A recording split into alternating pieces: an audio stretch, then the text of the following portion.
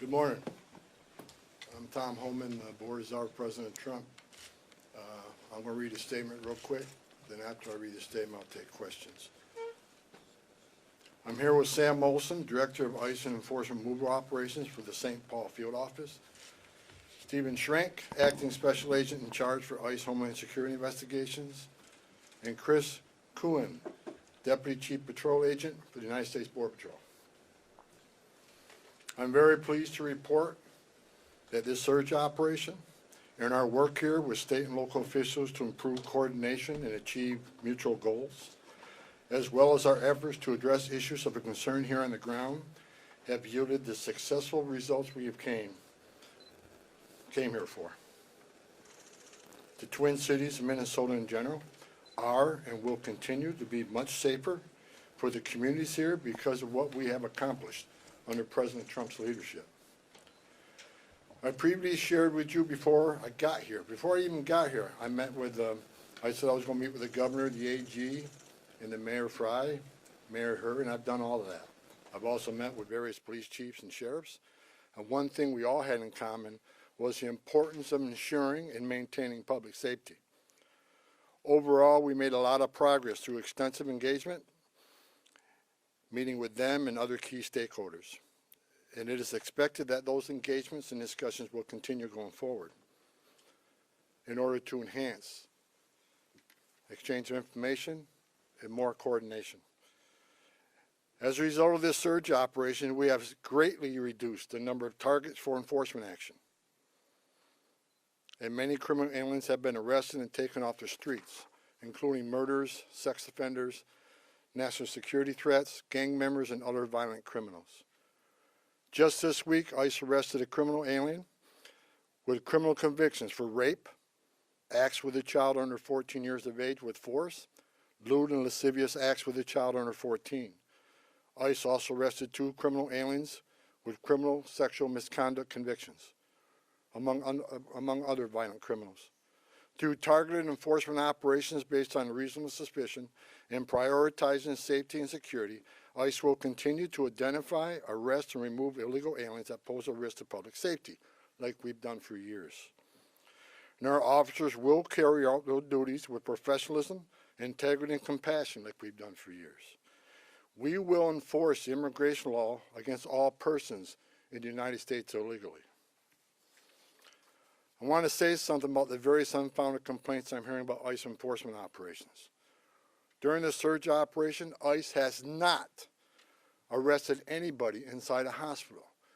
We have not arrested anybody inside of a school, an elementary school. We have not arrested anybody inside a church. As a matter of fact, the only ones that disrespected the sanctuary of a church were the agitators that have been arrested and prosecuted, and so far we have 9 of them. However, those locations are not off the table. I said from day one, there's no sanctuary for a significant public safety threat or national security threat. But as far as those stories about ICE going into churches and arresting people in hospitals, it simply has not happened. And if you have a case where it happened, you let me know. Because all the digging I've done here, I can't find a single one. Under President Trump's direction, we have obtained an unprecedented level of coordination with law enforcement officials that is focused on promoting public safety across the entire state.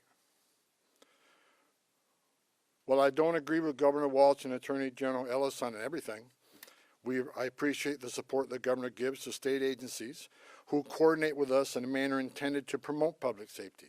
And I appreciate the AG having an open dialogue with me. Early on, the first meeting I had, acknowledging that county jails may notify ICE of the release date of an inmate, just as long as they don't hold them past the time they would normally release them.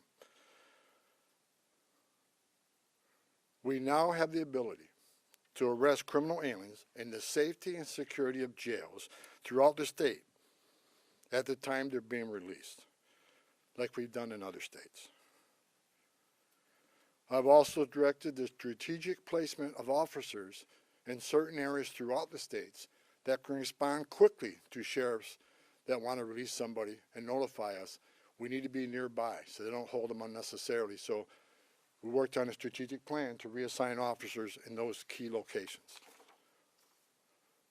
Arresting a public safety threat and the safety and security of a jail is safer for the alien, it's safer for the officer, and safer for the community. I think we all can agree on that. It requires less resources for at-large operations. It just makes sense. I'll say it again, as I've said many times, we are not asking local law enforcement to act as immigration officers. I don't want them to be immigration officers. We're the immigration officers. We just want them to be cops. We're asking law enforcement to coordinate with other law enforcement to help keep public safety risks out of the communities.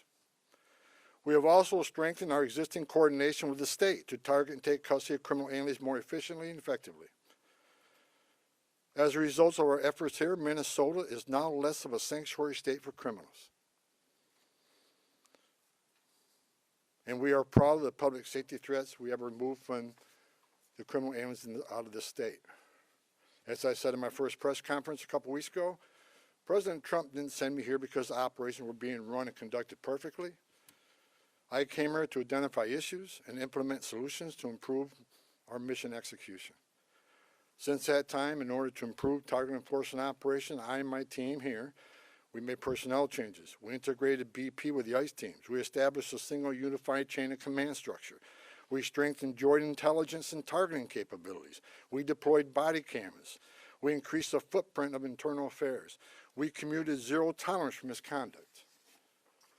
President Trump also deployed me here to work with state and local officials to de-escalate the intense, volatile reactions and conflicts that have unfolded on the streets here between federal law enforcement and unlawful agitators. While working to course correct and improve how enforcement operations are being run and executed here, and even before I was sent up here, I've been saying over and over that forcibly assaulting, resisting, opposing, impeding, intimidating, or interfering with a federal law enforcement officer is a crime in violation of USC 111. It's not okay and will not be tolerated. Zero tolerance if you cross that line and put hands on a ICE officer. Not only is such activity unlawful, it is dangerous, and sadly we have seen tragic consequences, as well as adverse impacts on businesses and the communities here in the city. While the Trump administration supports everyone's First Amendment right to freedom of speech and assembly and to petition, it has to be done lawfully and peacefully. Because we will not tolerate unlawful actions committed by agitators who are just causing havoc. This is not the way to express your disagreement or try to reform federal laws. Go talk to your members of Congress if you want the laws changed in this country. Nor is doxing federal law enforcement personnel and their families, it's just not right. Enough is enough with this misguided, reckless, and shameful behavior. We don't want to see any more bloodshed. I don't want to see any more bloodshed. I pray every night for the safety of our law enforcement personnel and the safety of those in the community, whether you're here legally or illegally. I don't want to see anybody harmed. If you break the law, we're going to arrest you. We have already arrested more than 200 people for violations of USC 111. The U.S. Attorney's Office has already accepted many for prosecutions, and some are still pending. I have also received commitments from state and local law enforcement that they will respond if federal law enforcement is being impeded or assaulted. They will shut down unlawful agitator activity, including arresting agitators involved and seeing them follow through. And we're seeing them follow through on those commitments. We've seen this past weekend that the state and local law enforcement have taken action when it comes to public safety. And bless them for doing that. Since I have been here, I've repeatedly emphasized that the unlawful and violent agitator activity is unacceptable and must wind down as a condition for further drawdown of law enforcement personnel. I cannot remove law enforcement personnel while violence poses serious risk to our officers. I will not leave my officers in that position. It is worth knowing that in all my meetings and discussions since I got here, I've not heard one federal, state, local law enforcement, or judicial official nor any member of the business or faith communities that I met with say that ICE is an illegitimate agency that doesn't have a real mission.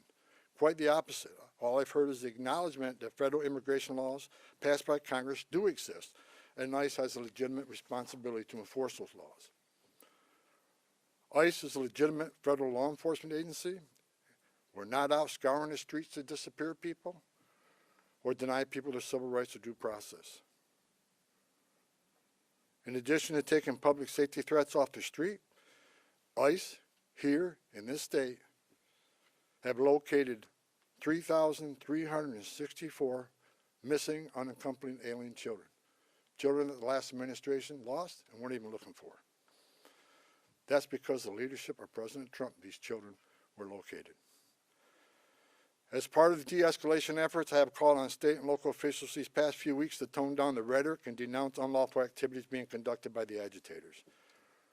We don't have to agree on everything, and we definitely do not. But we all agree that the lawlessness and chaos and disruption that is occurring on the street needs to end. I want to thank Governor Walz for his messages focusing on peace and his support for the Minnesota State Troopers to respond to unlawful situations that put federal officers and the public at risk. I also want to thank Mayor Fry for taking a public stance against agitators setting up barricades that block streets and endanger public safety, and for directing the police to take those roadblocks down. Additionally, I want to thank Police Chief O'Hara, Sheriff Witt, and various other local law enforcement for their responsiveness and efforts to maintain law and order in the streets. We've seen a big change here in the last couple of weeks, and it's all good changes. I'm also pleased to report that we're seeing a notable decrease on unlawful agitator activity here in Minneapolis and overall throughout the state. This is great news for Minnesota communities that have been adversely impacted by the lawlessness and chaos on the street. We have what we call here QRFs, Quick Response Force, security teams that get called out when ICE officers are out doing operations. They get into trouble if agitators get out of control. If there's a danger and public safety is at risk, these QRFs respond to help these officers get off the X and get out of that situation. I asked today when I got here, I want to know what the QRFs call outs are, what their deployments are. I want to know every time a QRF is called out. The QRF deployments have dropped dramatically because we have less of that occurring, less of the agitator that cross that line. That is a good thing. That is a win for everybody, not just for the safety of law enforcement officers. It's a win for this community. With that, and success that has been made arresting public safety threats and other priorities since this surge operation began, as well as the unprecedented levels of coordination we have obtained from state officials and local law enforcement, I have proposed, and President Trump has concurred, that this surge operation conclude. A significant drawdown has already been underway this week and will continue through the next week. We have a lot of work to do across this country to remove public safety risk who shouldn't even be in this country, and to deliver on President Trump's promise for strong border security and mass deportation. Law enforcement officers drawing down from this surge operation will either return to their duty stations or be assigned elsewhere to achieve just that. We will continue to enforce Title VIII immigration law throughout this nation. Prioritizing national security threats and public safety risks makes sense. But I'll continue to say over and over again, if you are here in the country legally, you're not exempt from our immigration laws. If we encounter you, we'll take appropriate enforcement action. For those that say we are backing down from immigration enforcement or the promise of mass deportations, you are simply wrong. Look at the data. Record number of arrests and deportations under President Trump's first year. And we'll continue that effort. Prioritizing public safety threats and national security threats doesn't mean we forget about everybody else. We will take action on everybody else. That's just a stone cold fact. A small footprint of personnel will remain for a period of time to close out and transition full command and control back to the field office. as well as to ensure agitator activity continues to decline, and that state and local law enforcement continue to respond to ensure officer and community safety. Additionally, federal government personnel assigned to conduct criminal investigation into the agitators, as well as the personnel assigned here for the fraud investigations, will remain in place until their work is done. I will also remain on the ground for a little longer to oversee the drawdown of this operation and ensure its success. In closing, I want to thank the leadership and senior management that I've worked with for your efforts into these issues, determine deficiencies and challenges, present solutions, and implement improvements that will benefit how operations are run and executed nationwide. God bless the men and women of ICE, men and women of the Border Patrol. Appreciate everything you've done for us. Also, with sincere gratitude, President Trump and I want to thank the men and women of ICE and CBP and partner agencies who have been assigned here during Operation Metro Surge. You achieved a great success for the Minnesota communities. Thank you to your families as well, because I know they sacrifice also. Thank you, President Trump, for your vision, as well as your support and confidence in these brave, dedicated patriots that work hard to deliver on your strong commitment to law and order, public safety, prosperity for American communities. Today, we have the most secure border in American history. We are seeing record numbers of people being arrested and deported. Your promise to make America safe again is being played out every day on the streets of this country. I've said it many times. I worked for 6 different presidents, 10 different administrations. No one has done it better than President Trump. God bless this great country. I'll take questions now. We'll take a couple questions, no follow-ups. I'll start off with Frankie. Yeah. Mr. Homan, as immigration enforcement continues across the country here in Minnesota as well, how do you hope to gain the trust of individuals here that have kind of been wary of seeing federal officers on the street, but let's say 6 months from now, we still have the office here, we still are enforcing immigration across the country. What do you hope things to look like, and what are you asking for the public? Look, I just want people to look at the data on what this administration has done. You know, the number of public safety threats we removed from the streets across this country that makes these communities safer.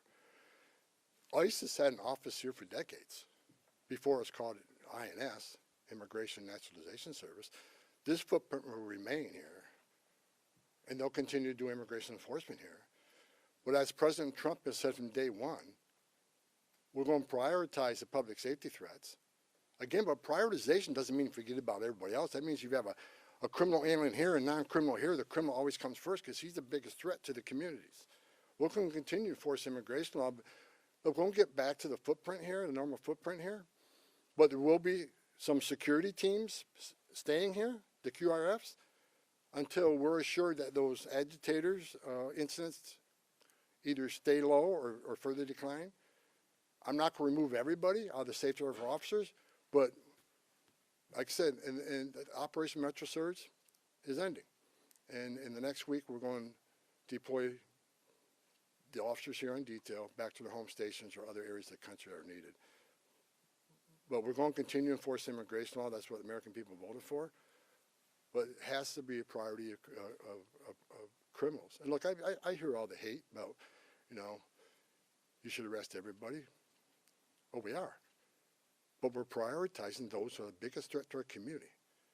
The rapists, the murderers, the child molesters. That's the right thing to do. But I'll say it again. President Trump made a promise of mass deportation, and that's what this country's going to get. But it's smart law enforcement to do target enforcement operations. Now, I've heard people attack me using the word targeted. I sat for the last 2 months when I watched this operation, daily press briefings talking about targeted Title VIII operations. Nothing's changed, other than we're going to make sure they're targeted and make sure we know who we're going for, what their immigration record, what's their criminal history. That comes first. But enforcement of Title VIII is not going to end. If you're in this country legally, you're not off the table. And I think we're proving that if you look at the data. Mr. Homan, just had a question about the final number of arrests you had, and how many of those people arrested were those targeted security threats you were after? I don't have that exact breakdown. I know we made over 4,000 arrests here. That is something local field office can supply. I don't have the exact breakdown. But I can tell you, since I've been on the ground, they've been target enforcement arrests. I believe they were target enforcement arrests before I got here. What I did is create one chain of commands where everybody knows what everybody else is doing, and there's and integrate operation command centers. There were some issues here, and we addressed those issues. But I'm not going to sit here and say anybody did anything wrong, and that they were unprofessional. I'm going to say there's some issues here. We fixed those issues. We've had great success with this operation, and we're leaving Minnesota safer. The surge is leaving Minnesota safer, Minneapolis safer, because of the cooperation we got with the counties and the state and local law enforcement responding to our needs. I'll say it again, it's less of a sanctuary state for criminals. Yeah, sorry to go a little off topic here, but can you confirm that CPD actually hit a party balloon instead of a drone with a laser during the incident in El Paso? And why wasn't that action coordinated with the FAA? I have no information on that. It's out of my league. So we're going to keep the questions to Minnesota, the topic. Go ahead. Mr. Homan, can you specify how many county sheriffs, local jails have agreed to work with you and honor ICE detainers? I have not met one county jail that says no to us. They want to work with us. Okay, we have time for one more. Go ahead. Yes, hi, Mr. Homan. You talked about this unprecedented level of cooperation between local officials and yourself. Can you explain more what is changed now in terms of that cooperation from Well, before? several things have changed. First of all, when the agents were out doing operations and the agitators got a hand and proposed a public safety threat, not just to the officers but the communities, law enforcement response has been sporadic at best. I think at what you've seen now, what you saw this past weekend, is law enforcement is responding to public safety needs quickly. And people were arrested for violating city ordinances as far as when unlawful assembly and so forth. They come to assist us to make sure our officers, the person we have in custody, leave that scene safely. You've seen it this weekend, and I'm happy that the local and state was there also, that responded, and we haven't seen any incidents of them not responding since we have these agreements in place now. As far as the jails, we got more cooperation, more jails than they had before we got here. And that's a good thing. We're having conversation with the state, and state already accepted our detainees, but we're moving further on our agreements with the state. So the cooperation we have here is going to keep this city safer. It's going to keep our agents safer. Arresting public safety threats in a jail just makes sense. If we look at, I was talking to my chief of staff this morning on the way over here. I see that most people on the other side, when I say the other side, they say that, this argument with Democrats versus Republicans, whatever.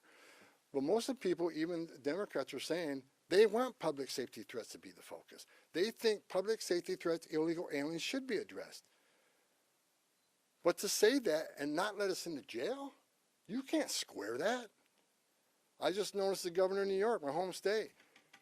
I've heard her say that she believes public safety threat, illegal aliens should be the focus of ICE. But to have a press conference last week to lock us out of the jails and end 287G agreements, how do you square that? You can't. So again, prioritization of public safety threats don't mean we forget about everybody else. We're going to enforce the immigration law. We're going to have a mass deportation. President Trump promised that, and we're committed to that. However, it shouldn't be a partisan issue that you arrest public safety threats in the safety and security of a jail. Releasing public safety threats back in the public is just stupid. And I've been arguing this for years.